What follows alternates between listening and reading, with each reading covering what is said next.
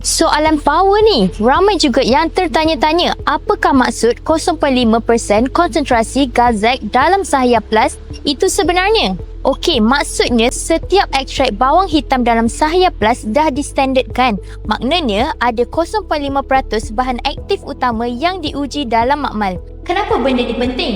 Sebab bahan aktif itulah yang bantu kawal tekanan darah, kolesterol dan juga melindungi buah pinggang.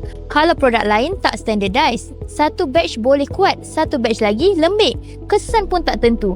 Tapi bila guna Galzac yang standardized extract, setiap sachet Sahaya Plus bagi dos yang sama dan stabil. Sebab itu kesannya lebih konsisten dan boleh nampak hasil yang boleh diukur, bukan sekadar nasib. So, bila nampak 0.5% konsentrasi Galzac tu, jangan risau.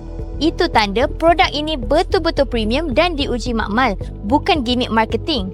Nak rasa sendiri beza formulasi Sahaya Plus yang lebih pekat dan berkesan? Klik link dekat bio sekarang sebelum batch baru dah habis. Tekan link di bawah untuk order Sahaya Plus versi yang lebih power sekarang.